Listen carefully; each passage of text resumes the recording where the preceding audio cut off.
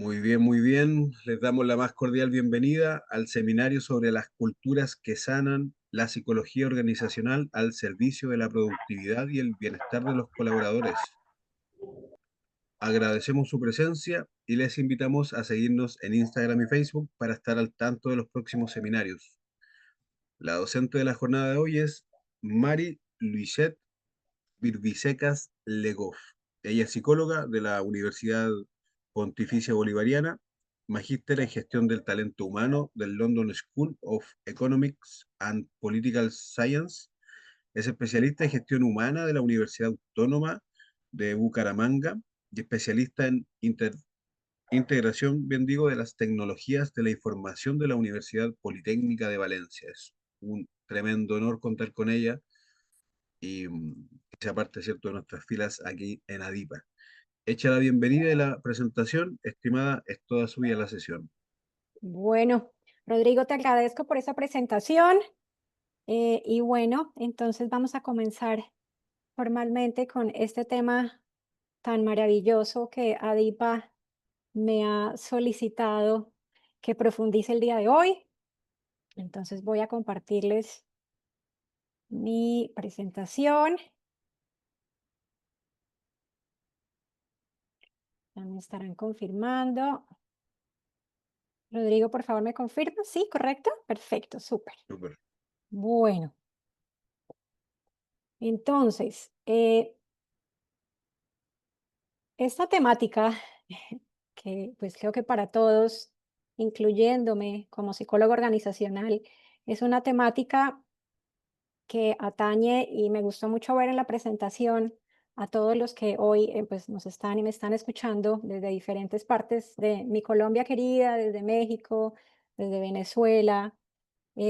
Efectivamente, creo que es un reto y un objetivo actual que está, no porque esté de moda, sino porque particularmente, y lo dicen todos los académicos, lo dice la evidencia y lo dice la praxis organizacional, es que evidentemente la pandemia marcó, digamos, una antesala y pudiéramos decir que aceleró de una u otra forma muchas cosas, buenas, malas, positivas, negativas, y efectivamente exacerbó de una u otra forma la relevancia que trae eh, estar insertos en ese día a día que nos conforma en nuestra área laboral dentro de una cultura que sean culturas sanas, culturas propiciadoras de seguridad psicológica. Entonces, efectivamente, hoy vengo a compartirles un tema que pues para mí es apasionante, un tema que llevo muchos años hilvanando desde muchos ejes transversales de aprendizaje y efectivamente hoy les vengo, digamos, a resumir, porque para mí siempre es todo un reto cuando me dicen espacios de una hora, digo, propiciar en una hora o envolver mejor tanto conocimiento teórico práctico en una hora siempre será retador, pero les aseguro que voy a hacer y dar lo mejor de mí para darles, digamos, una síntesis bastante profunda de cómo podemos poner la psicología organizacional al servicio de dos variables o constructos que siempre nos están exigiendo, que es efectivamente la productividad a nivel organizacional y de la mano, eh, como hermanitas gemelas, digo yo, el bienestar de los colaboradores, porque viene a ser una dupla interesante sobre la cual voy a hacer hincapié durante todo el seminario. Entonces, tenemos de ejes transversales importantes una ligera introducción a la temática y aristas indispensables para cómo la psicología organizacional la vamos a poner al servicio de esa cultura que sana. Hablaremos de data importante a nivel de salud mental, políticas de work-life balance, el líder autoconsciente, variables demográficas que deben ser interpuestas en toda intervención organizacional y aprendizajes y retos de la temática. Entonces, creo que para todos, además todos, no solamente desde nuestras profesiones, sino también digo como usuarios de las tecnologías de comunicación, sabemos que el trabajo remoto, híbrido, virtual, el tema de la cultura de la inmediatez, donde todo se nos requiere para allá, la normalización que de una u otra forma fuimos haciendo todos, porque digo, estamos involucrados todos, ustedes y yo incluidos, no solamente todos los consultantes que atendemos, todas las organizaciones a las cuales estamos brindando nuestro conocimiento, se ha ido normalizando el tema de la hiperconexión. Y adicional, ahora vienen también dos retos enormes donde la automatización y la IA entonces nos construyen un arquetipo de una realidad corporativa, digamos, bastante distinta, incluso distinta a lo que era el territorio organizacional previo a pandemia. Entonces, es muy importante siempre, antes de cualquier intervención organizacional, tener en cuenta esas variables, yo las llamo variables exógenas de contexto, ¿no? En este caso, yo, digamos, para el tema de políticas, work-life balance, estoy además haciendo, digamos, énfasis en estas que traigo a cotación. Eh, Quiero aquí arrancar con un tema que, digamos, asumo que dentro de todos los participantes, independiente incluso si están haciendo todavía estudios de psicología y no han finiquitado, incluso ya los ya graduados o los que son, como decíamos por allí, que contaba un profesional que no era psicólogo de profesión, pero igual está entrando a la psicología. Eh, ¿Consideran ustedes desde su conocimiento y o experiencia que el burnout es un fracaso de la resiliencia personal o un diseño previsible de ciertos entornos laborales? Quiero allí que en ese chat me coloquen si consideran que el burnout es un fracaso de la resiliencia personal, que colocan uno, y los que asumen que el burnout es un fracaso del diseño previsible de ciertos entornos laborales, me coloquen dos en ese chat. Quiero poder observar, no sé si Rodrigo me ayudes con esas respuestas que algunos den frente a esta pregunta. Es una pregunta de reflexión, es porque es una temática que evidentemente vamos a abordar también dentro de todo el seminario, teniendo en cuenta que hablamos de una cultura que sana, que sería una cultura que es antítesis precisamente al concepto de burnout. No sé si ya tengamos algunas respuestas. Claro, claro, claro. Sí, el dos va, El 2 va ganando. eh, sí. Bueno, fenomenal. ¿Hay algún uno? José dice, es una combinación. Bueno, válido, José, también. Bueno, perfecto. Gracias, Rodrigo. Efectivamente, bueno, están muy, muy aplicados todos mis participantes. Es muy importante, de hecho, esto es un paradigma que hay, digamos, que empezar a interiorizar y efectivamente, para quien dicen dos, digamos, la respuesta es mayoritariamente dos. El burnout, ¿por qué el burnout como síndrome se debe entender más como un resultado de un diseño, de un entorno laboral disfuncional, más no como un resultado de un fracaso de resiliencia personal? Entonces, evidentemente, sí es muy importante considerar el marco conceptual. Definitivamente sí, la Organización Mundial de la Salud incluso nos lo volvió a reiterar y lo mantiene establecido desde el año 2019. Se manifiesta y se maneja como un fenómeno ocupacional, ojo, y ahí ya empezamos también como psicólogos a entrar en una integración interesante, no como una condición médica. Luego, efectivamente, cada vez que hablamos de estratégicamente dimensionar o manejar el burnout en empresas, la solución va mucho más allá de solamente gestionar, si es necesario, el tema de, por ejemplo, de entrenar resiliencia, capacidad de resiliencia personal o estrategias para efectivamente poder confrontar más adecuadamente ciertos niveles de estrés. eh, la solución sí radica más hacia el sistema. Entonces, efectivamente, estamos cambiando de un paradigma interesante en donde hace algunos años el burnout se manejaba como una estrategia individualizada a nivel organizacional y pasamos a un manejo sistémico, porque efectivamente ahí es cuando entramos a hablar de la importancia de todos los factores desequilibrantes que culturas disfuncionales opuestas a culturas que sanan pueden generar o impactar en la salud. Les traigo, intenté ser lo más sintética posible, ustedes se imaginarán que hay cantidad de estudios a hoy, eh, pero sí quise enunciar particularmente estas 4 ejes o variables que son además, de mucho estudio, de mucha profundidad y que están siendo cada vez más en los estudios muy rateadas, sobre todo en investigaciones cuantitativas, respecto a factores desequilibrantes de culturas que son antítesis a culturas que sanan. Entonces tenemos,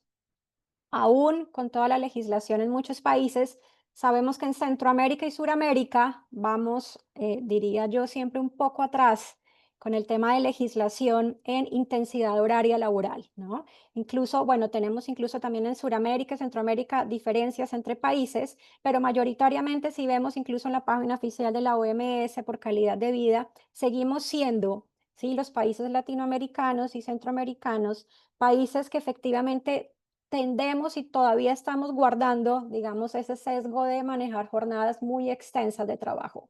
Efectivamente, afectación directa en salud mental, sí, ya hay cantidad de estudios que no lo están puntuando a nivel nuevamente no solo, digamos, de estrés, ansiedad o fatiga crónica, incluso a nivel de alteración de ciclos de sueño, obviamente con presentando insomnio, despertares. Ahora, la cultura de la disponibilidad es una variable que, si la miramos incluso, pues hace 20 años no existía. Es, digamos que más viene en connotación y en línea completa con todo el tema de las tecnologías de información. Efectivamente, para los amantes de la investigación, si quieren buscar siempre, digamos, estudios académicos, siempre lo que se busca, todos los artículos refieren como esa cultura de disponibilidad 24/7, como la de always on, ¿no? Que efectivamente es con el trabajo remoto, aceleró un tema de que de repente normalizamos en las empresas, definitivamente como irrumpir lo que yo llamo en esos límites entre el trabajo y la vida personal, ¿no? Efectivamente, estar 24/7, en Colombia hay una expresión que llamamos, es estar uno siempre listos como un bombero, no sé si así sea de pronto en México o en Chile o en Venezuela, ¿no? Efectivamente, indiferente de los trabajos o profesiones o roles, aquí casi que esta cultura de la disponibilidad nos está o nos mantiene como en una situación muy limítrofe en que precisamente genera mucha ansiedad no saber nunca o poder determinar en dónde hay un límite, porque precisamente esa cultura de disponibilidad borró el límite, ¿no? Entonces, efectivamente, entra el efecto. Nuevamente hay burnout, niveles elevados de cortisol, también incluso afectaciones ciclo de sueño con insomnio y, importante, hay un liderazgo bastante ineficaz. Otra variable que es interesante saberla, pasó del mundo, yo digo, presencial, ya existente en muchos estudios, incluso longitudinales y transversales, que era la falta de autonomía y la microgestión. Terminó, casi que digo, el mundo del trabajo virtual no la traemos, y porque incluso de forma más exacerbada en ocasiones, porque viene el tema de que como no los estamos viendo a las personas en trabajo híbrido, trabajo remoto, virtual, muchos líderes o gerentes asumieron nuevamente esa ansiedad por el control, ¿no? Obviamente hay un exceso de control, nuevamente por el tema de virtualidad, lo cual sigue también generando desequilibrios a nivel de salud mental. Y finalizo con una variable que también es muy impactante en términos de salud mental actual. La quise poner como uso problemático del teléfono celular, porque todavía la DSM no la tiene catalogada como adicción propiamente establecida, con un checklist de sintomatología, pero sí se habla en toda la literatura y academia como uso problemático del teléfono celular o dependencia al teléfono celular, ¿no? En inglés las siglas son PMPU. Efectivamente sí. eh, ¿En qué ha sido el impacto mayoritario de ese uso de celular exacerbado en todas las personas a nivel laboral? Niveles de distracción nunca antes vistos a nivel de todas las, digamos, literatura existente. Obviamente lo sabemos, pues por psicólogos, a mayor niveles de distracción, mayor aumento de errores y retrabajo. Eso es efectivamente algo que afecta, digamos, o impacta la ejecución de la labor en muchos roles y muchas profesiones. Y a corto y mediano plazo, reducción de memoria de trabajo y resolución de problemas. Entonces tenemos allí, digamos, factores desequilibrantes que están in situ, bastantes estudiados y bastante radicados en nuestras culturas corporativas. Venimos entonces a hablar de factores desequilibrantes en salud mental y entonces les traigo aquí en esta diapositiva algo muy importante a recordar, que efectivamente, aun cuando algunos gerentes todavía continúen estigmatizando el tema, sí o sí ya hay mucha evidencia de la correlación existente entre salud mental y productividad, ¿no? Efectivamente es un vínculo recíproco. Si no hay bienestar, no hay productividad, ¿no? Es una cosa que va, por eso les digo, son como desde el principio les dije, son como hermanas gemelas, ¿sí? Digamos, van en sincronía, la una afecta a la otra de forma correlacional y directa. Hay una simbiosis completa siempre entre las dos variables. Efectivamente, también hay estudios ya dilucidados sobre cómo, pues, entre mayor colaboradores tenemos en una empresa con trastornos diagnosticados, sea depresión o ansiedad, pues hay una reducción bastante impactante a nivel de productividad. Estudios apuntan a que es el 35%, otros al 45%, ¿vale? El burnout, importante, entre esta serie de impactos a nivel de salud mental, nos habla que se puede disipar siempre insertando estrategias de autocuidado. Y efectivamente también el estrés crónico afecta la medida de toma de decisiones que probablemente afecta muchos cargos, no solamente gerenciales, sino ejecutivos a nivel de las empresas. Desconozco, obviamente, aquí con el número de participantes, si hay menores por allí de 35, data importante siempre saber, como yo digo, y no solamente hoy que somos participantes, sino como ustedes cuando se proyectan en esa intervención que desean hacer a nivel de una cultura organizacional. La importancia de siempre diagnosticar data de primera mano, dependiendo de los nichos poblacionales de los colaboradores de su empresa. Entonces, por ejemplo, ¿qué nos dice la data? Miren estas, digo siempre, estadísticas bastante alarmantes porque es alto. 65% de los colaboradores menores de 35 años revisa el celular cada 15, 30 minutos en su horario laboral. Entonces, como psicólogos y más aplicado al tema organizacional, pues empezamos a mediar solamente con esa data. Imagínense el impacto, por ejemplo, de un dato de estos, no solamente a nivel de salud mental, sino a nivel del impacto, a nivel de la ejecución en la tarea realizada en el momento de estar pues revisando el celular. Otra data importante, presentismo digital, 70% de empresas lo están reportando. ¿Qué nuevo término que estamos hablando con eso? Que cada vez más, sobre todo en las generaciones Z y millennials, sí, que son colaboradores que están efectivamente presentes en un espacio físico, pero digo mentalmente en un espacio sideral, ¿no? Hay un presentismo digital y pues el trabajo virtual remoto, digamos, lo termina amplificando en la medida que, pues, como no estoy viendo a las personas, realmente es una sensación de que sí, está mi nombre y está, digamos, el botón verde de que estoy online, sea que sea la plataforma que estoy utilizando en mi empresa, pero efectivamente no estoy allí. Sí, no estoy allí dispuesto ni para la ejecución propia de mis tareas y mucho menos para disposición de apoyo o ayuda, sea para los colaboradores de mi equipo y mucho menos para mi líder, ¿no? Entonces, eso es data también interesante a tener en cuenta a nivel de nichos generacionales. Voy a hacer entonces énfasis en cómo poder intervenir culturas que están impactadas por todos estos factores desequilibrantes que estamos, por ejemplo, previamente o que he estado enunciándoles o sintetizándoles. Voy a hacer un énfasis en dos temáticas interconectadas que desde mis estudios y mi experiencia he ido lo que yo llamo combinando. Es como yo lo llamaría para mí un cóctel muy interesante a tener en cuenta cuando se hace una intervención organizacional para promover, si es el hecho, para rediseñar, si es necesario, una cultura que sana. ¿Cuáles son las dos variables? Son políticas de work-life balance, en donde sí o sí hay un capítulo siempre enorme inserto de salud mental y transformación del liderazgo. Ya prontamente van a entender por qué sí o sí son dos ejes temáticos que deben ser manejados en cualquier intervención organizacional si se quiere promover, diseñar o mantener una cultura sana. Aquí les traigo, sí, solamente resumidamente algo de historia. Porque muchas veces me han preguntado en diferentes espacios, Mari, ¿tú por qué siempre hablas de work-life balance? Yo sé perfectamente que hay una traducción al español.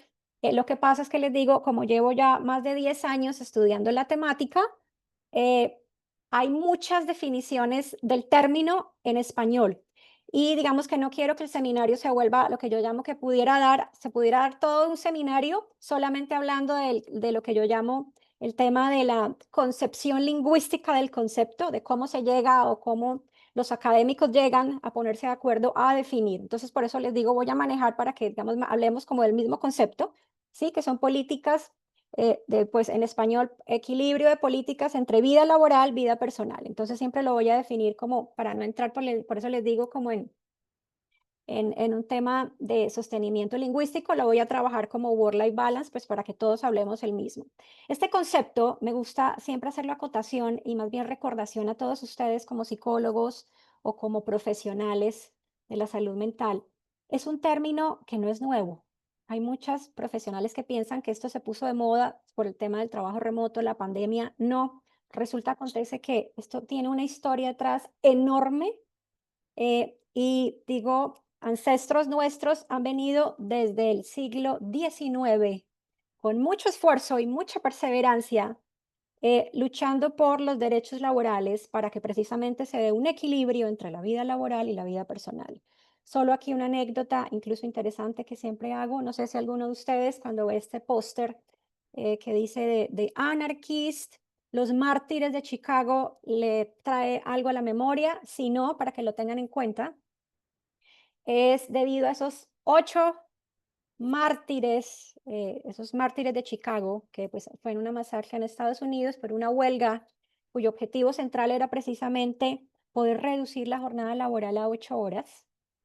Y pues lamentablemente la huelga termina en un boicot y pues una revuelta en la que lamentablemente sean, pues digamos, terminan falleciendo, digamos, injustamente los trabajadores a los cuales con el tiempo se les viene a reconocer como los mártires de Chicago. Y es por ellos que todos en el mundo tenemos un Día Internacional del Trabajo. En Colombia se celebra generalmente el mundo entero el 1 de mayo, debido precisamente a esta masacre de los 8 mártires. Entonces, miren que el concepto de balance entre vida laboral y vida personal viene efectivamente con mucha historia atrás. Es importante retomarla porque no es nada nuevo. Lo que pasa es que ha sido un concepto que ha sido de mucho estudio. ¿Qué sirvió? Ahí un poco miremos, digamos, qué fue lo benéfico en términos de psicología organizacional de la pandemia. La pandemia lo que hizo fue resucitar no solamente los modelos teóricos, sino volver a resucitar el impacto de la temática en nuestra vida. Eh, Como les decía, definir qué es el equilibrio entre vida personal y vida laboral es en sí mismo y ha sido una tarea enorme de muchos académicos, es una tarea desafiante y ha sido complejo siempre poner de acuerdo, yo digo, a la academia con la praxis. ¿Qué es importante? Vamos a tener una definición general que reúne muchos elementos. ¿Cómo lo definen los académicos? ¿Qué es el balance entre vida laboral y vida personal? Es una integración entre las prioridades laborales de un individuo con las prioridades en las otras áreas de su desarrollo personal, ¿vale? Entonces, precisamente es una integración que parte de una percepción propia de lo que para cada uno de ustedes representa un equilibrio. Es importantísimo sí acotar, que les traigo en esta presentación, cuando voy a hacer una intervención para implementar políticas de balance entre work-life balance, de vida laboral y vida personal, hay unos modelos ya muy bien establecidos, son 5 modelos en la literatura, en la academia, además ya han sido trastocados a diversos contextos y es un modelo que también yo desde mi praxis profesional llevo utilizando y contextualizando, digamos, en los diferentes entornos y equipos de trabajo. Eh, Debido al tiempo, voy a hacer es como un repaso, porque siempre me gusta, eso se llama hacerles conocer que existen ya establecidos y estructurados 5 modelos de interpretación, ¿sí? De cómo parto yo desde un diagnóstico para establecer, por ejemplo, cuál es el modelo de equilibrio entre vida laboral y vida personal que todos los colaboradores de ese equipo que yo voy a intervenir tienen, o incluso más, si yo voy a tener la oportunidad de intervenir la empresa completa. Cuando entro a diagnosticar, bueno, vamos a diagnosticar todo ese nicho poblacional de colaboradores, ¿a cuál modelo apunta? Se ha encontrado que a veces apuntan a un modelo, a dos modelos, es decir, puede haber percepción variada, como se puede encontrar que hay un modelo dominante que prima en todo el nicho poblacional de determinada empresa. Los modelos a conocer son efectivamente, perdón, yo me salió mi conexión, sí, ya. Son el de segmentación, eh, y les traigo aquí a continuación algo interesante. En cada uno de los modelos, esto que les estoy colocando aquí, este llamémoslo dibujo, o yo lo llamo metáforas, son dibujos reales hechos por varias de las investigaciones cualitativas que he realizado relativo al tema en diferentes entornos organizacionales, incluyendo Inglaterra, Colombia y España, ¿vale? Entonces, esas metáforas efectivamente son eh, percepciones individuales de profesionales alrededor del mundo que están representando intrínsecamente para lo que ellos es el equilibrio entre vida laboral y vida personal.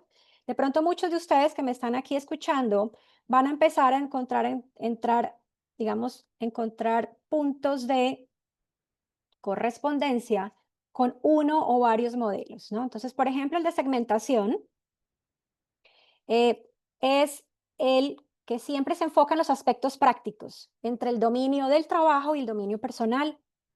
Son las personas que generalmente consideran que el equilibrio radica, no sé si alcanzan a ver en este dibujo, hay una línea en rojo, además me la hace este participante muy interesantemente.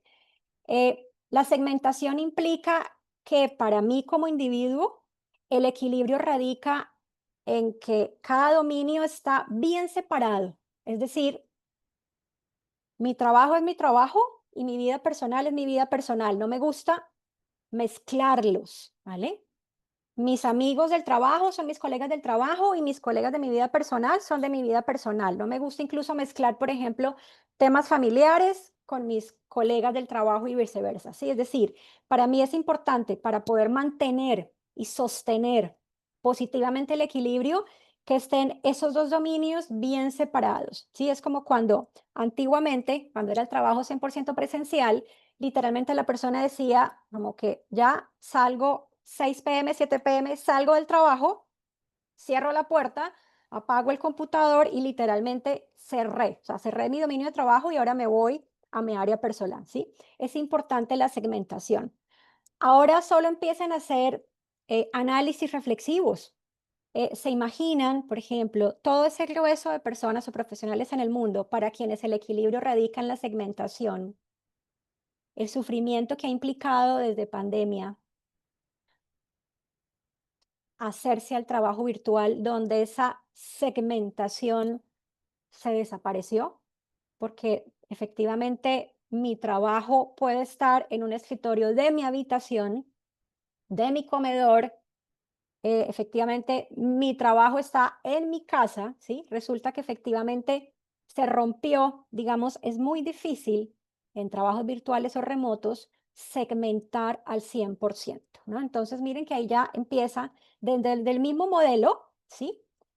Si yo me encuentro en ese modelo, hay efectivamente ya una mirada cualitativa e interpretativa interesante de para esa persona en el trabajo remoto, cuáles empiezan a ser ya factores desequilibrantes desde per se la caracterización del trabajo remoto, ¿vale?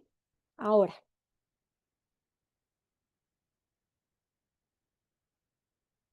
tenemos el modelo de spillover, bastante interesante y muy estudiado en la literatura, porque ¿qué nos dice? Que postula cómo un dominio puede afectar al otro tanto de manera positiva como negativa, y particularmente cómo las emociones de un dominio impactan el otro dominio. Entonces tenemos, de hecho, la siguiente particularidad. No sé si ustedes en sus consultantes, yo en mis empresas, se visibiliza mucho, es un modelo que se evidencia muchísimo en muchas formas. Es cuando, por ejemplo, en el trabajo, yo tuve una discusión, por ejemplo, con mi jefe, ¿sí? Y me cargo emocionalmente bastante y no logro como disipar esa mala emoción y me lleno de ira durante todo el día, etcétera, por alguna situación en particular. Llego a casa y me arrastro la ira que traigo del dominio laboral, me la arrastro a mi dominio personal. Y efectivamente en mi dominio personal, sea porque pues estoy con algún familiar, mi pareja o algún colega, etcétera, dependiendo de mis condiciones, de mi estructura familiar o arquetipo familiar, pues esa ira la termino disipando en el dominio personal. Efectivamente causa estragos. Y puede pasar también de forma recíproca, es decir, puede ser que el dominio personal me esté generando torbellino de muchas emociones, sea porque, por ejemplo, tengo una estructura familiar disfuncional, nada positiva, y yo voy muy cargado, salgo de mi casa y llego muy cargado al trabajo. Y efectivamente descargo todas esas emociones negativas en mi entorno laboral. Entonces, efectivamente, este modelo de spillover nos habla cómo.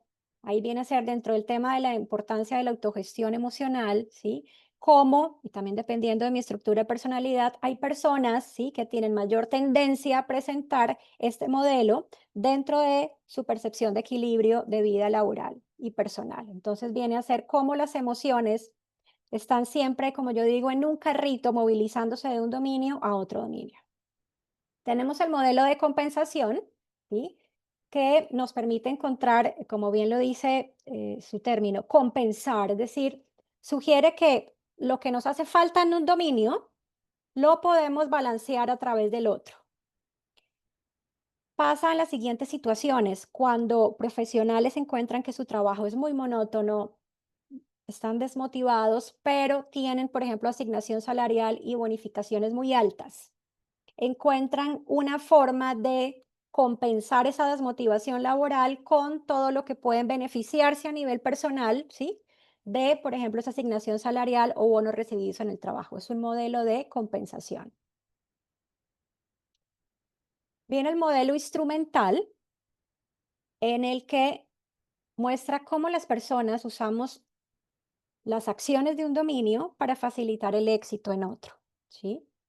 Lo llamamos instrumental y precisamente la metáfora es ese calendario, porque usualmente las personas que se encuentran en este modelo instrumental son personas que sí tienen un foco en que el equilibrio de trabajo y vida personal radica en lo que uno llama un crecimiento exponencial, pero a nivel económico. Sí, es como que el equilibrio está sentado en las bases económicas recibidas por ese trabajo o ese esfuerzo que se ha colocado en el trabajo. Por eso el tema de payday es como un tema de las personas donde el foco de equilibrio radica en un modelo instrumental, es decir, en cómo instrumentalizo lo que gano para facilitar el éxito en otro dominio.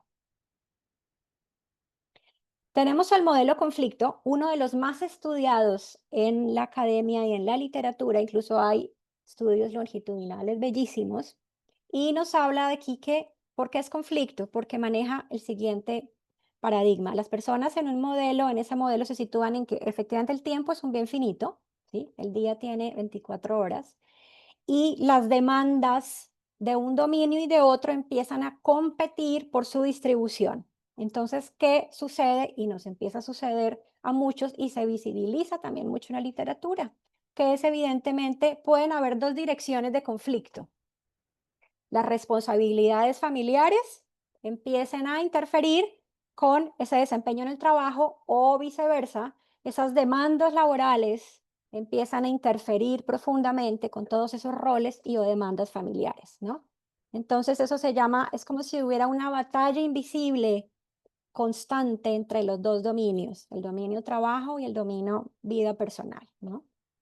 Es uno de los modelos más estudiados porque efectivamente hay tantos estudios que ya inclusive se conocen los resultados de impacto a nivel de salud mental cuando el conflicto es, por ejemplo, de demandas familiares situadas a demandas laborales y viceversa. Entonces tenemos que sí o sí, cuando les hice esta síntesis de estos modelos diagnósticos para poder precisamente contextualizar esa población laboral que voy a intervenir, sobre esas políticas de work-life balance que yo voy a implementar. Sí o sí, ¿y qué nos queda claro una vez más? Que políticas de work-life balance adecuadamente implementadas, monitoreadas a mediano y largo plazo, generan de forma contundente beneficios múltiples. Les quise traer aquí nuevamente de forma sintética, especialmente lo que las empresas a nivel global mayormente han reportado con beneficios. Están aumento de satisfacción laboral, disminución de los conflictos interroles trabajo a familia, reducción de ausentismo, incremento de productividad, cohesión social, aumenta comportamientos de ciudadanía organizacional tan importantes en nuestras culturas a nivel de intraequipo, reduce niveles de estrés para todas las personas aquí que, digamos, siempre están buscando estrategias para fidelización y atracción de nuevos talentos. E igualmente el tema de lo que uno llamaría satisfacción laboral general.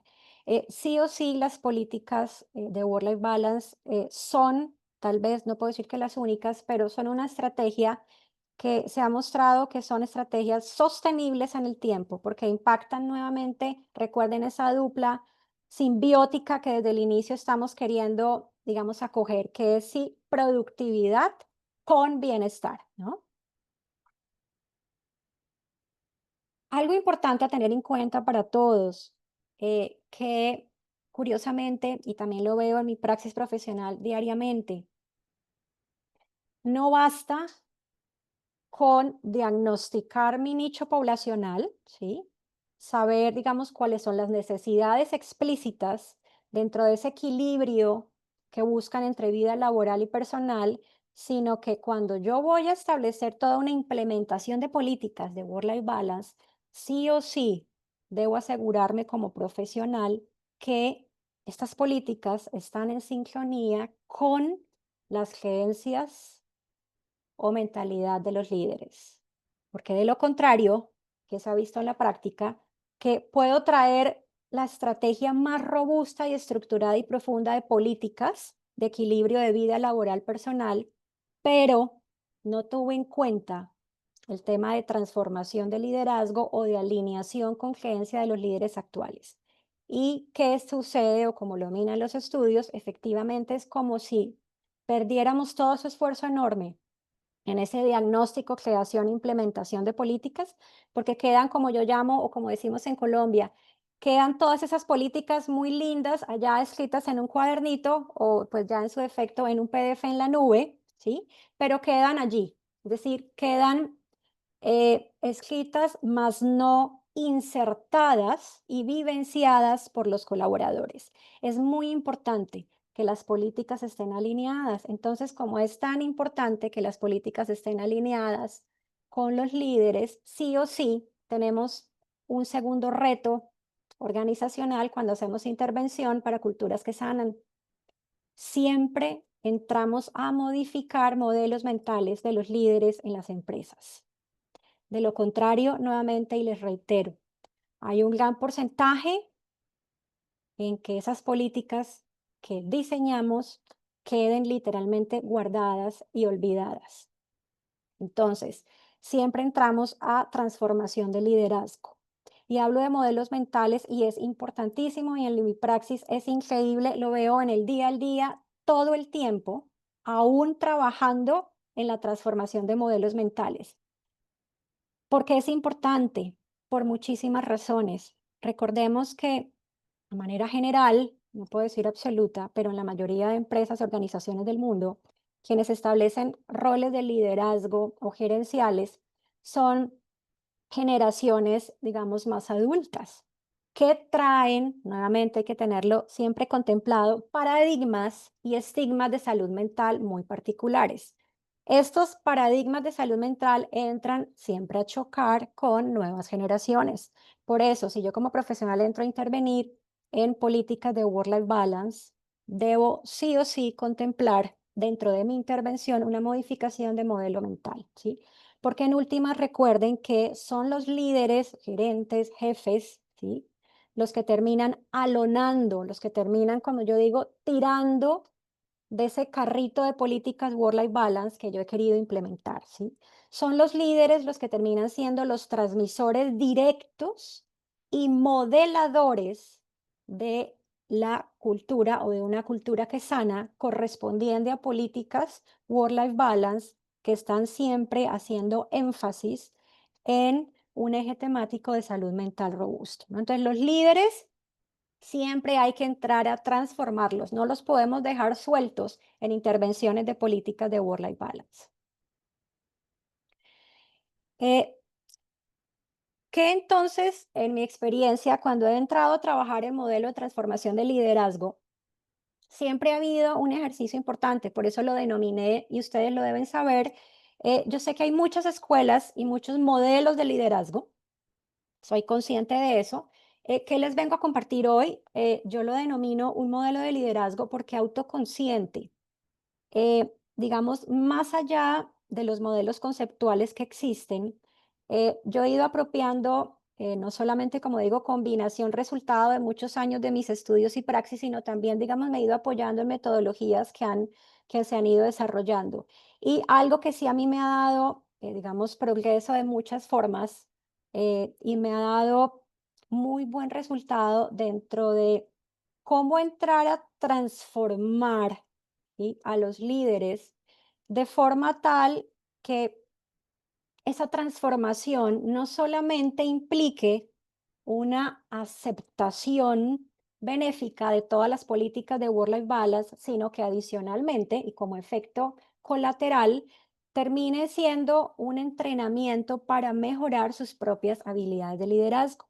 Y siempre, y en los últimos años, he ido cada vez categorizando más y digo definitivamente, hay algo que siempre es clave y es entre más llevamos en esa transformación a que cada uno de esos líderes o las personas que ocupan puestos gerenciales de toma de decisiones cruciales a nivel de personal manejen autoconciencia. ¿Qué estoy manejando yo dentro de mi constructo de autoconciencia?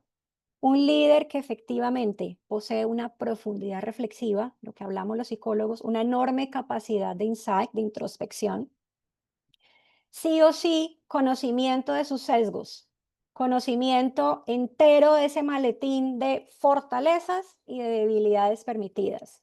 Y más aún, si conoce sus fortalezas y sus debilidades, puede también empezar a autogestionar cada vez más, no solamente como sus comportamientos, sino cómo sus emociones impactan la dinámica de su equipo, ¿vale? ¿Qué ha permitido efectivamente un liderazgo autoconsciente? Muchísimos beneficios dentro de la coordinación misma de los equipos, la asignación de tareas, un líder que es capaz, como yo digo, de trabajar desde el autoconocimiento, ya se ha bajado de ese bus del ego, efectivamente, por eso es capaz de reconocer incluso fallas en resultados obtenidos colectivamente. Hay algo interesantísimo dentro de ese liderazgo autoconsciente, que es ese líder que se vuelve capaz de tener lo que yo llamo conversaciones difíciles, de poder incluso adaptar su estilo de comunicación al equipo. Es un líder que incluso no le teme al feedback independiente del outcome que vaya a tener, si es positivo o negativo. Es un líder que efectivamente es capaz de movilizar, no desde su propia habilidad, sino es capaz de movilizar a su equipo teniendo en cuenta las habilidades de cada una de las personas que integran su equipo. Yo he utilizado una metodología bastante interesante desde el 2017. No sé si ustedes la conocen, igual me gusta, pero les digo, les estoy compartiendo dentro de este proceso de cómo he hecho esa transformación personal para acotar esa implementación de políticas de work-life balance. Es una metodología británica, se llama la metodología roles de equipo Wellbeing, que precisamente me ha permitido dentro de ese entrenamiento en desarrollo y transformación de liderazgo, entrar a trabajar el autoconocimiento como un recurso importantísimo no solamente en la gestión propia, en la gestión del equipo, sino en la transformación de paradigmas precisamente para insertar o integrar conceptos relativos al equilibrio entre vida laboral y vida personal. Es una metodología muy constructiva, muy sistémica. ¿Por qué me ha gustado? Porque particularmente me permite mapear no solo al líder, sino a todas las personas del equipo. Por ende, yo puedo incluso con la metodología mapear no solo a todos los equipos, sino al colectivo de la empresa. Es decir, una metodología que me permite incluso hacer pronóstico a nivel comportamental, ¿sí? Que también me determina estilos de pensamiento a nivel colectivo, no solo individual. Entonces, esto cruzado a lo que venimos hablando de cuando hacemos diseño e implementación de políticas work-life balance, es importantísimo lograr conectar esa transformación del liderazgo, ¿sí? Para poder entrar a sensibilizar por qué la importancia o por qué la relevancia de implementar las políticas in situ para lograr todos esos beneficios que pues efectivamente la investigación y el mundo académico nos está, digamos, trayendo a colación. ¿Vale? Logros enormes, efectivamente usando lo que yo llamo una mirada de transformación en liderazgo, pero siempre partiendo desde el autoconocimiento, independiente del modelo de liderazgo que ustedes se quieran situar. Como les venía diciendo, sí o sí, el aumento de introspección es enorme, lo que permite, por ende, como yo les digo, bajarse más rápido del bus del ego, sobre todo en cargos gerenciales muy altos o cargos directivos. Eh, es un líder que puede progresar en la diversidad, porque es un líder que ya no busca lo que yo llamo, ya no busca adeptos, sino es un líder que busca precisamente encontrar personas con habilidades muy diferentes a la propia para que enriquezcan el desempeño colectivo, ¿sí? Del objetivo al que están llamados a hacer como equipo.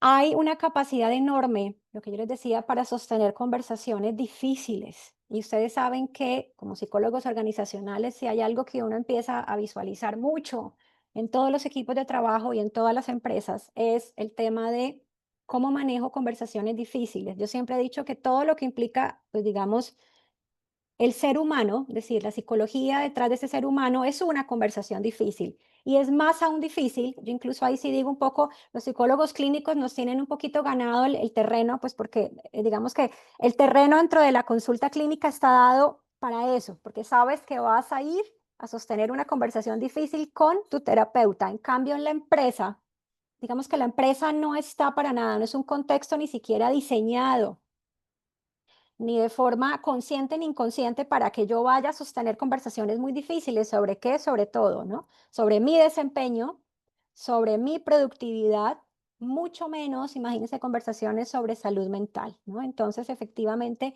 ¿qué permite un liderazgo autoconsciente? Empezar a atravesar esas conversaciones difíciles, sobre todo y más aún en profesionales que no están entrenados, pues en ciencias sociales, ¿no? Entonces, imaginemos, pues, que hay allí un avance enorme o un logro enorme.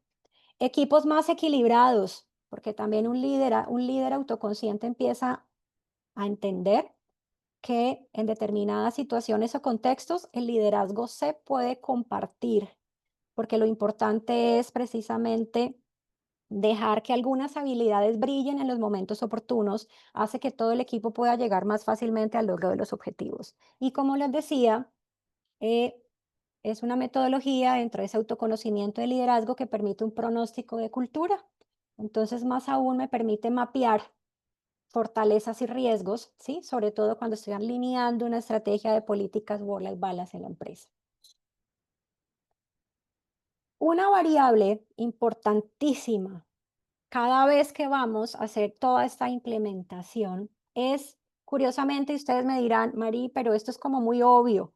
De pronto muchos lo estarán pensando y yo también misma, yo siempre digo, es muy obvio, ¿no? Pues si uno va a hacer una intervención estratégica con políticas work-life balance, que se tenga en cuenta variables como el nicho generacional y el estado civil, pero les cuento, y sigue pasando a hoy.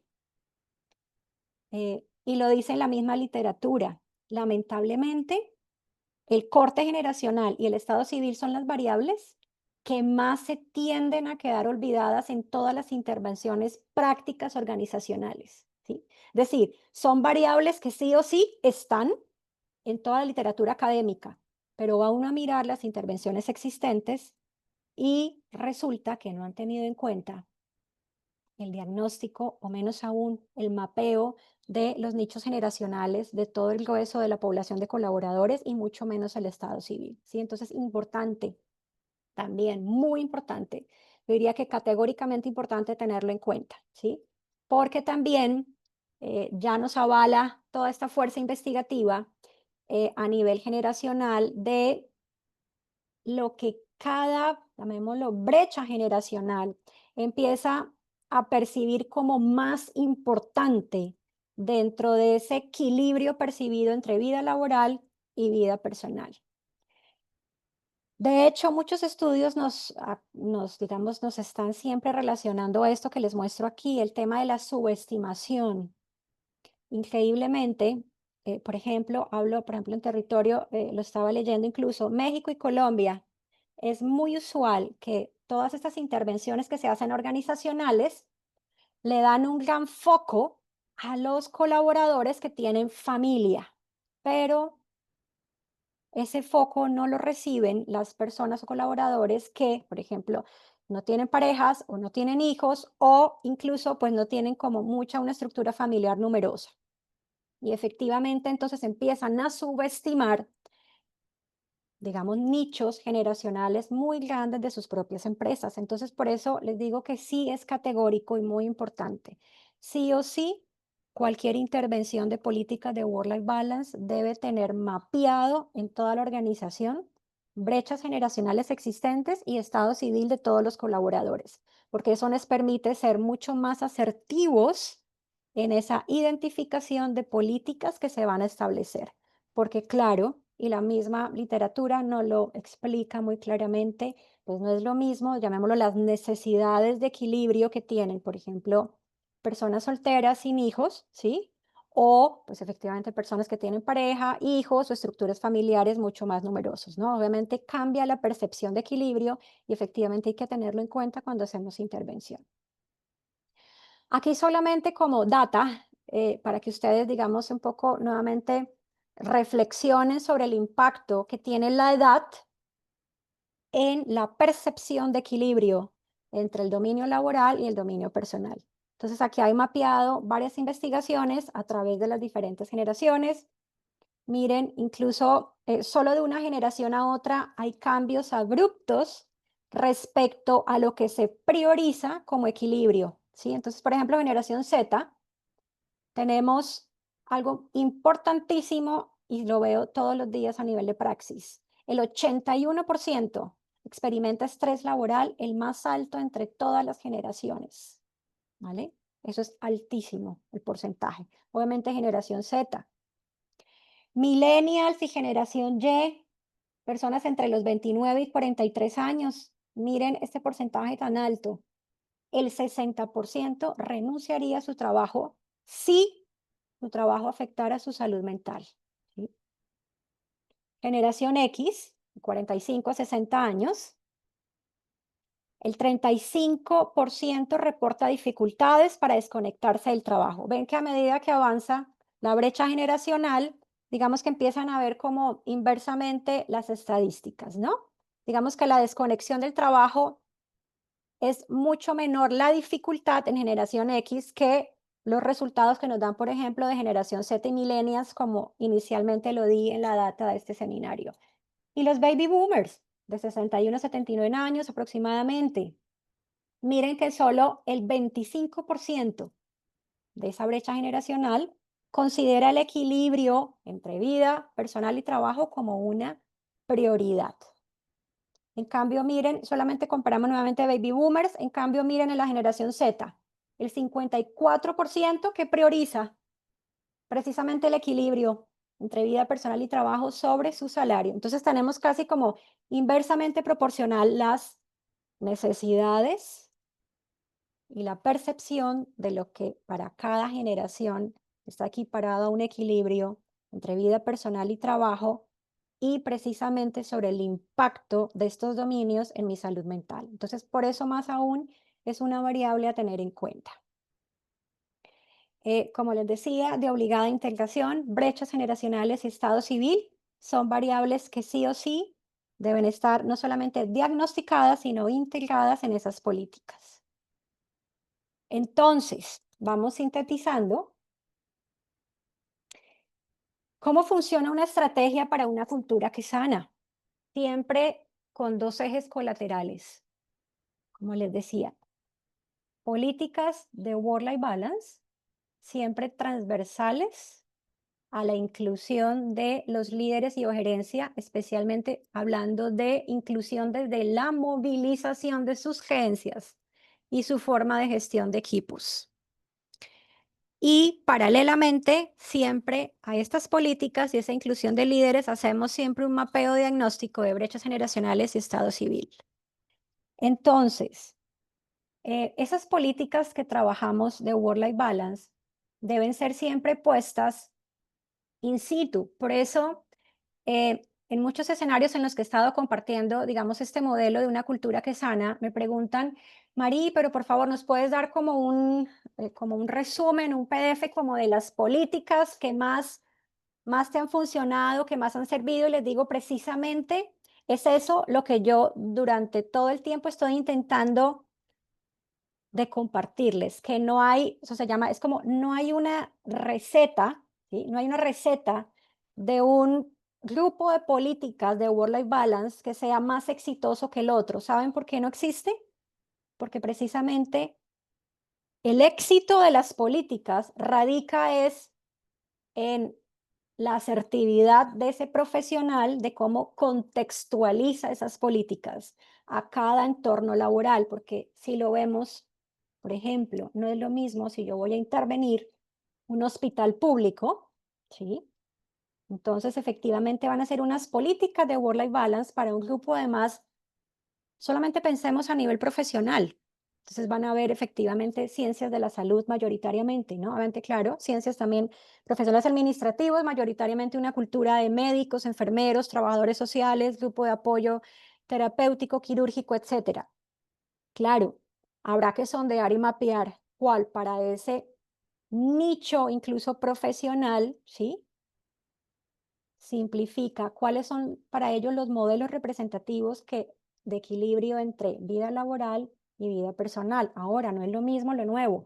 Si me llaman a una empresa, por ejemplo, en la que yo llevo trabajando tantos años, que es una empresa de desarrollo de software, otro entorno, el entorno tecnológico, en la que efectivamente el modelamiento se ha hecho muy contextualizado, porque nuevamente tenemos incluso desde su conformación, un 85% lo conforman ingenieros de sistemas. Sí, incluso el grupo administrativo es muy pequeño comparado con el grueso profesional.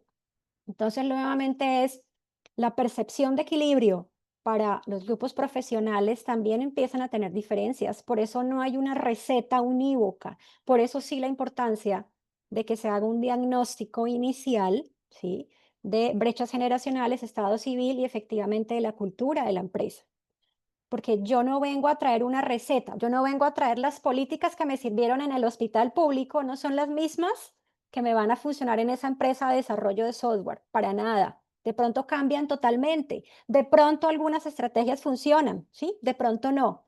Pero aquí lo importante, por eso siempre, digamos, hago hincapié es en el tema de contextualizar la estrategia. Por eso, entre los aprendizajes más grandes, para que una estrategia de políticas work-life balance con enfoque en salud mental, con enfoque en transformación de la mentalidad de los líderes funcione, siempre se debe partir de un diagnóstico inicial. Es decir, yo he sido una profesional que durante todos mis 25 años de ejercicio profesional he ido muy de la mano de la importancia de entramos a intervenir con datos, ¿sí? O sea, digo, sean datos cualitativos, cuantitativos, ahí sí, digamos, no me voy a meter yo, cada uno de nosotros desarrolla como una predilección, ¿sí? Hacia uno u otro datos o mezclados, pero sí es importante tener datos de esa población que yo voy a intervenir, para que efectivamente esa toma de decisiones sea muy contextualizada a la cultura corporativa. Y efectivamente siempre, entonces, para yo poder partir de datos, pues debo hacer un diagnóstico. ¿Cuál es el más usado y sigue siendo usado a hoy? Presencial, virtualmente, remotamente, las encuestas de satisfacción laboral y los cuestionarios de clima laboral, ¿sí? Sobre todo cuando quiero hacer diagnóstico inicial de necesidades para variables demográficas, para indagación de necesidades reales y para medición, en este caso que ya lo socialicé, para medición del modelo predominante de equilibrio que priman los colaboradores, ¿vale? Luego tenemos, sí o sí, hay algo muy importante que considero. eh, para pasar de una cultura, yo la llamo disfuncional o que quema, a una cultura que sana, sí se requiere un enfoque sistémico, ¿sí? Ya creo que debemos dejar atrás ese modelo, llamémoslo individualista, en que pues precisamente uno ponía como la culpabilidad solamente al individuo y pasamos ahora sí a hablar de que esa cultura que es sana requiere un enfoque porque es sistémico, porque efectivamente, y ya se dieron cuenta, prácticamente estamos interviniendo todo el engranaje organizacional. No es solamente las personas, ¿sí? Que han sido, por ejemplo, diagnosticadas con burnout o solamente a las personas que han sido diagnosticadas con diferentes trastornos de estrés o de ansiedad. Ojo, traigo aquí un concepto importantísimo. Nunca, y por favor, me lo prometen, porque también se está volviendo ahora una moda enorme. Lo llaman el well-being washing. No sé si ya habían oído hablar del término.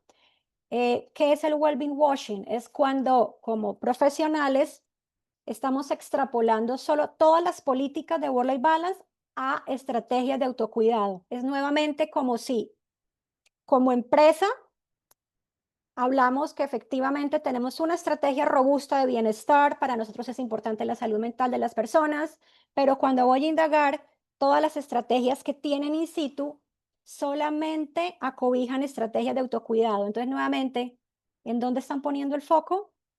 En el individuo. O sea, no hay estrategias sistémicas, no hay estrategias donde la organización tenga que movilizarse para dar, para aportar escenarios que contengan o que propicien la seguridad psicológica de las personas. Por ejemplo, les puse un ejemplo suelto, que ya ahora lo hay muchos, porque pues también se volvió de moda, en el que uno habla, cuando uno les pregunta a los gerentes, bueno, y cuando yo los seminarios o los congresos, y uno les pregunta, bueno, en su empresa ustedes tienen políticas de work-life balance. Claro, nosotros entonces ofrecemos, ¿no? Clases de yoga, de mindfulness, damos bonos, hay clases gratuitas. eh, y bueno, sí, digo yo, sí, está bien. O sea, está bien que ofrezcamos y que las empresas ofrezcan clases de yoga y mindfulness. No voy para nada en contra de eso. Lo que pasa es que lo malo es que lo único que ofrezcan sea eso. Porque entonces luego viene y mi pregunta siempre es, van las personas a su clase de yoga o mindfulness y vienen y pues efectivamente todo el andamiaje organizacional está dado para que haya una contención no de seguridad psicológica, sino de burnout.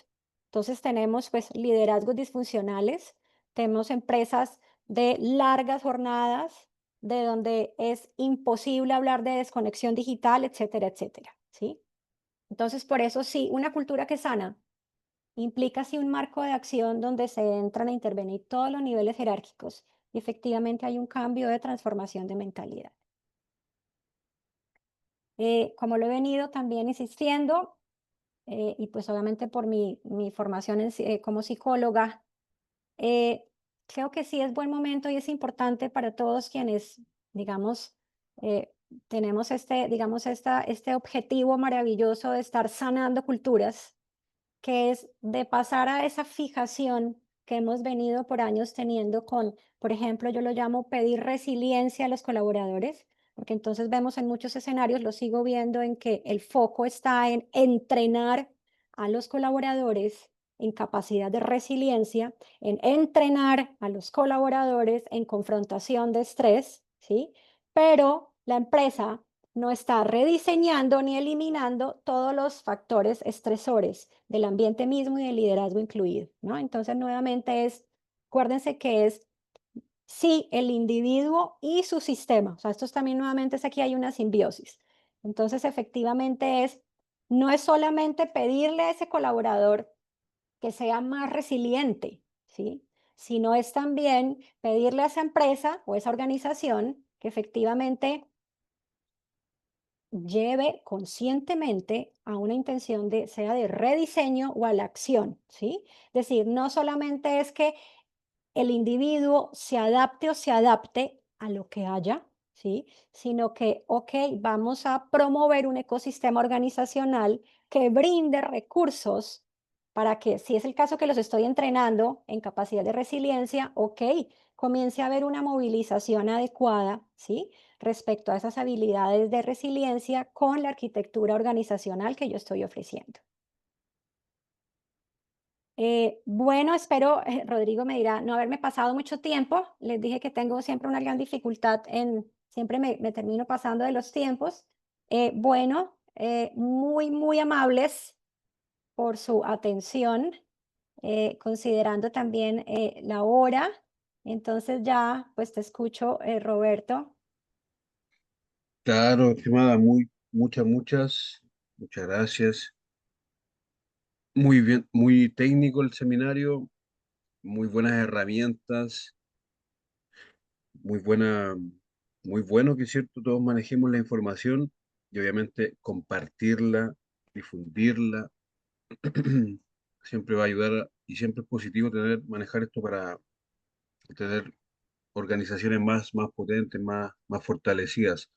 Brindémosle aplausos virtuales a la docente Ay, y como tan bien decía divino. Marcela, super Oye, Roberto, seminario, muchas gracias, gracias, ahí nos Rodrigo, dice muy Katia. amable. Genial. Sí, están llegando los aplausos virtuales, súper. No, no, Rodrigo, gracias. Vamos a, como bien decía la docente, también pasar al Sí, momento de las preguntas, preguntas, sí. tal vez Si algún tienes, concepto del que tengan duda, sí, vale, a son ver por libres allí. de levantar su mano y yo les abro el micrófono y lo pueden hacer. También pueden escribir en el chat. Incluso, sí, por ejemplo, Rodrigo, no sé si yo pueda, bueno, por aquí estoy viendo, como hay tantas, pero igual, bueno, veo algunas preguntas, de pronto puedo tomar una mientras alguno se Súper. anima. Sí, por ejemplo, aquí, hola, José Manuel, me dices, sí, me dices, entonces, si la mayor parte del tiempo no hay un equilibrio de salud mental, es más por un liderazgo eficiente o tóxico. Entonces, bueno, José Manuel, aquí nuevamente me digo, me vas a ahorcar, es porque te voy a decir, claro, no te puedo dar la respuesta porque yo sí que te diría, es decir, ¿cómo te respondo? Yo te diría, tendríamos que ir a diagnosticar, ¿sí? Si efectivamente ese desequilibrio de salud mental existente, sea a nivel individual, intragrupal o colectivo, es solamente causado por un liderazgo tóxico, porque recuerda que, como te lo mencioné al principio del seminario, hay muchas otras variables o llamámoslo factores desequilibrantes que pueden también estar interviniendo, ¿sí? Claro, sí puede haber, por ejemplo, sí puede que digamos que dentro de nuestro diagnóstico hay una hipótesis y efectivamente se diagnostique que sí hay un liderazgo tóxico, pero adicionalmente pudiéramos encontrar, por ejemplo, más variables o factores desequilibrantes. Jornadas extensas, imposibilidad de desconexión digital. Hay, por ejemplo, dificultad de segmentación. Imagínate que son todos, por ejemplo, colaboradores remotos y todos entrando en un modelo de segmentación y para todos ha sido muy frustrante porque efectivamente esa línea segmentante colapsó. Entonces tienen a nivel de su propia percepción, hay un desequilibrio enorme, ¿sí? De equilibrio, precisamente hay una percepción de desequilibrio, lo que los lleva a vivir más, por ejemplo, en términos de ansiedad o de estrés, ¿sí? Entonces, a tu pregunta, digamos, no te pudiera decir que efectivamente no necesariamente es la única correlación, ¿sí? De que si hay un equilibrio en salud mental es por un factor de un estilo de liderazgo. Hay que también ir a revisar que pudieran estar incidiendo, además del liderazgo, otras variables. Pero entonces, nuevamente, yo te contestaría, eh, vamos a efectuar una investigación diagnóstica, sea, pues en tu caso, si es un equipo, si es una empresa entera, si son varios equipos, etcétera, ¿no? No sé si espero, José Manuel, haber respondido a tu pregunta. No sé si por allí haya eh, Lisset Ramírez, por ejemplo, dices, ¿qué temas consideras? Ay, se me fue la pregunta, me salió, pero sí, ¿qué temas consideras no negociables a la hora de hacer el diagnóstico. Eh, a ver si entiendo tu pregunta. No negociables, ejemplo, cultura actual. Eh, no sé si Lisette ande todavía por allí para que me especifique un poco más a qué quieres hacer referencia con esos no negociables. No sé si te voy a responder, pero no sé si te estoy comprendiendo tu pregunta. Por ejemplo, ¿cuáles serían mis no negociables en un diagnóstico? Por ejemplo, yo entro a hacer diagnóstico, hago mapeo organizacional y, por ejemplo, resulta que es una cultura, venimos hablando, por ejemplo, no es una cultura sana, sino es una cultura muy tóxica, muy disfuncional. Entonces, para mí, por ejemplo, sería como profesional que interviene, que es no negociable. Por ejemplo, yo entro, no, ahí sí vienen bien mis habilidades persuasivas, entro a negociar con el gerente y a decirle que en la intervención, que por ejemplo, si yo he sido solo llamada a crear y diseñar políticas de work-life balance, tengo que darle una noticia adicional que es que hay que entrar a modificar ciertos patrones de la cultura corporativa porque de una u otra forma se han normalizado factores desequilibrantes y entonces están normalizando una cultura que quema o una cultura disfuncional. Por ejemplo, eso sería para mí un negociable. Es decir, yo nunca voy a entrar a hacer una implementación de políticas de work-life balance en una cultura corporativa que desde una mirada psicológica está siendo ya, digamos, enfermiza en la forma en la como está normalizando muchos criterios. Por eso les digo que entonces ese sería para mí, por ejemplo, un no negociable. Y si entonces el gerente me dice, no, no, no, a mí déjenos así, como decimos en Colombia, dicen, no, yo llevo años trabajando aquí, a mí déjenos quieticos, aquí siempre nos ha salido las cosas bien así. Entonces también viene, como te digo, sea capacidad persuasiva, traigo data importante de por qué esa persona, por ejemplo, en aras de la salud mental de sus colaboradores, qué puede llegarle a pasar en términos de productividad si sigue normalizando una cultura que quema, ¿no? Al final de sus días. O sea, obviamente acuérdate que a las empresas siempre les duele, antes más que la salud mental, les duele el bolsillo. Entonces hay que recordarles que precisamente si no advocamos por la salud mental, el dolor del bolsillo va a ser enorme, ¿sí? Digamos, al final de no haber precisamente puesto atención a aquello que genera bienestar. En los modelos, genial. Por ejemplo, Lorena me preguntas, en los modelos, ¿cómo podemos identificar cuál sería el mejor modelo? Súper tu pregunta, me gusta mucho. Lorena, te cuento, y por la experiencia y en las investigaciones realizadas y en los diagnósticos, no hay un solo modelo. Aquí lo interesante es que estos modelos que les di de comprensión de work-life balance son modelos comprensivos. Es decir, me explico, no hay un modelo mejor o peor que otro, ¿sí? Son todos modelos fenomenológicos de lo que para mí representa un equilibrio, ¿sí? Entonces puede pasarte que cuando haces el diagnóstico, se puede a veces encontrar que un equipo de trabajo comparte, por ejemplo, no solo un modelo, sino varios modelos, ¿sí? O que, por ejemplo, en un equipo de trabajo se diagnostica un modelo y en otro equipo de trabajo otro modelo, y está bien, es decir, no está mal, porque aquí estamos hablando es precisamente de, para cada una de las personas, cómo es esa percepción de equilibrio. Entonces, efectivamente, por eso le digo que no hay un modelo único, ni uno mejor o peor, sino lo interesante es que aquí puede ser transaccional, o sea, pueden haber varios modelos. A ver más. Eh, a ver, ahora vienen varias preguntas. A ver, dice Gamaliel, hola, dice, relacionado a la primera pregunta, ¿cuánto, mira, cuánto estrés normalizamos antes de darnos cuenta de que el ambiente ya es tóxico? Uy, esta pregunta está genial. Bueno, aquí vienen varios para poderte contestar. La única forma de saberlo es si en la empresa hay implementado un sistema constructivo de selección y reclutamiento, quiere decir que, por ejemplo, dentro del esquema que tienen implementado hay una psicóloga in situ que aplica pruebas, se puede determinar, sea directamente o indirectamente, digamos, niveles de estrés o estresores posibles por la estructura de personalidad subyacente. Entonces, eh, me ha pasado también, por ejemplo, cuando hago las desintervenciones, efectivamente sí.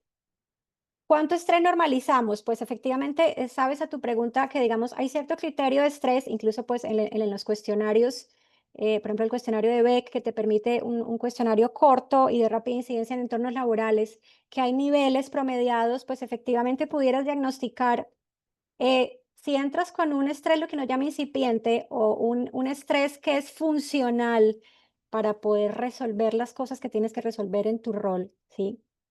Eh, Luego viene el tema, es interesante preguntarse, si yo soy una persona que entra a la empresa con un nivel de estrés bajo y han pasado 6 meses, y como yo digo por allí, como en los memes, uno de esos que ve a esas personas así con ese torbellino negro, que no, ya no sabe ni dónde está el inicio y el final, es decir, que efectivamente la sintomatología es bárbara a nivel de estrés, hay que entrar sí a autocuestionarse precisamente de en qué momento mis niveles de estrés fueron influenciados bajo una estructura o una arquitectura organizacional estresante, es decir, en la que efectivamente conviven muchos factores desequilibrantes que pues no había evidenciado al momento de entrar.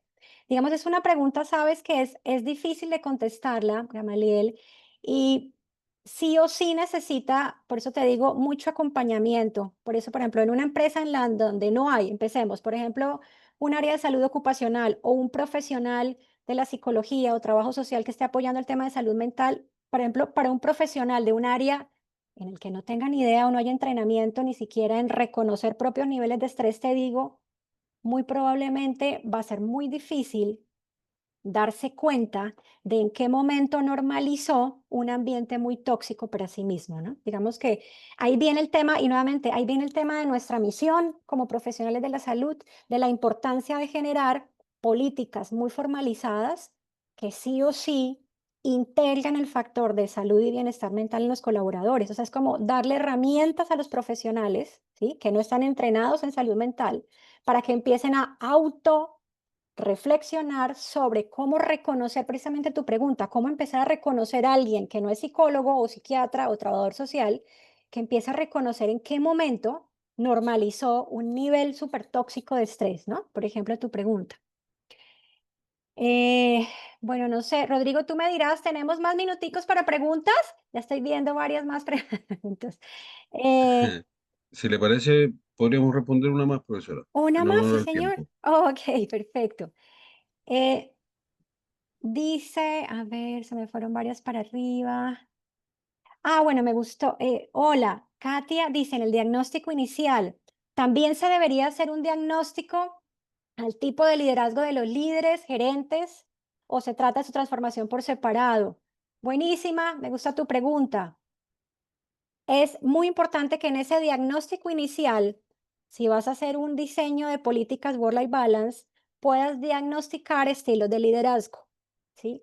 Porque también ahí ya de entrada tienes nuevamente data de el pronóstico que tendrás, es decir, ese se llama de la mentalidad de los líderes existentes en la empresa, ¿sí? Entonces ya tendrás, digamos, nuevamente un punto de entrada muy importante para entrar a hacer la transformación de creencias según corresponda. Entonces, a tu pregunta, sí, ese diagnóstico del estilo de liderazgo se debe hacer a la par de ese diagnóstico que estás haciendo, como les llamaba, de todas las variables demográficas y pues el mapeo de brechas generacionales para poder empezar a intervenir. Eh, bueno, no sé si por allí, Rodrigo, una última. Súper. Eh, Marcia, hola Marcia, ¿cómo está? Dice, ¿cuáles son las características de un diagnóstico? Uy, bueno, aquí se hace una pregunta. eh, Características importantísimas, sí o sí, Marcia, te diría para un diagnóstico organizacional. Independiente de si Es eres que más fan a lo de, mejor es descompuesto, weón, pero no quebrado. perdón, que alguien tiene por allí el micro prendidito. Bueno, perdón, Marcia, caracteriza un diagnóstico, sí o A lo sí. mejor es la wea. Características del diagnóstico. Variables demográficas a tener en cuenta, como lo hice hincapié en el seminario, nichos generacionales, estado civil, más que edades, porque mira que era interesante, el foco no está en la edad realmente, porque entonces entramos a hacer discriminación, ¿no? Sino es en brechas generacionales, que es más interesante. hacemos es de grupos generacionales que ya tienen toda una caracterología, ¿no? Una arquitectura, incluso colectiva de pensamiento y de comportamientos. Entramos a diagnosticar estilos de liderazgo, como lo preguntaba aquí otra de nuestras participantes, Katia. Entramos a diagnosticar lo que yo llamo cuáles son los modelos que más se evidencian en ese diagnóstico de necesidades que estamos haciendo de los colaboradores, porque ese diagnóstico del modelo nos permite evidenciar incluso cosas tan, llamémoslo, cosas tan prácticas como si definitivamente en esta empresa sí vale la pena ofrecer clases de yoga o definitivamente hicimos clases de yoga están fuera de la estrategia de políticas Work-Life Balance en esta empresa. ¿Por qué? Porque hay toda una data que me evidencia que por caracterización de la cultura y de la población no las van a usar. Nadie va a ir nunca a yoga. No les gusta el yoga, no están interesados en yoga, el yoga no los relaja, etcétera, etcétera. Es decir, ¿ves? Es decir, lo importante aquí es, por eso te digo, es una vez entro a diagnosticar el modelo de percepción de equilibrio, casi que solamente diagnosticando me da el resultado de todas las estrategias que sí van a ser provechosas por ese grupo organizacional, ¿sí? Porque no me las estoy, uno, no me las estoy trayendo de modas de otras empresas, no me estoy trayendo las estrategias que me sirvieron en otros entornos, no estoy trayendo las estrategias que, viene a ser interesante, que el gerente quiere imponer, no, sino son las estrategias que sí o sí están cumpliendo a cabalidad las necesidades del grupo poblacional organizacional, ¿sí? Es diferente, o sea, es diferente la mirada. No sé si espero haber, Marcia, podido sintetizar a tu pregunta de cómo cuáles son las características, digamos, más relevantes en un diagnóstico organizacional. Bueno, Rodrigo, ahora sí creo que se me fue más el tiempo. Están muy, muy, muy, muy interesantes todas las preguntas de los participantes. Les agradezco enormemente. eh, Porque sé que, como decimos, es nochecita, bueno, en unos países más que en otros, pero bueno, me agrada enormemente haber podido, digo, desde mi conocimiento y mi experiencia, haber podido inspirar y compartir, pues obviamente estrategias teórico-prácticos que no solamente tienen todo un aval científico, sino que también, pues, han tenido toda una validez y logros bastante interesantes en la praxis organizacional. Entonces, nuevamente les agradezco a todos, de verdad, pues estar aquí acompañándonos, digo, en esta noche de té virtual y de conocimiento por advocar por esas culturas que sanan, porque efectivamente sí tenemos como profesionales de la salud mental un reto enorme y más, como lo sabemos, con todas las variables tecnológicas que están incidiendo en esos entornos organizacionales nuestros, ¿no? Entonces, bueno, Muchas gracias, estimada. bueno, Un gran, Rodrigo, un grandísimo honor. Muchas gracias por todo lo que nos acaba de no, compartir. a ustedes por Adipa por esa invitación tan bella de poder compartir desde mi esquina de conocimiento, pues además también a tantos lugares y a tantas personas que como yo creo que tenemos ese objetivo magnánimo, ¿no? Nuestra vocación, promover culturas que sanan, culturas benéficas, funcionales, culturas abrazadoras, culturas que siempre son como un recipiente para hacer una contención de la seguridad psicológica, ¿no? Que eso es lo que queremos todos en esos entornos laborales que estamos incidiendo. Entonces, bueno, para todos, muy final feliz de noche y les agradezco muchísimo. Entonces, gracias Rodrigo nuevamente. Feliz de tenerla junto a Bueno, nosotros. ok, Rodrigo, te cuidas, se cuidan todos, muy amables. Gracias.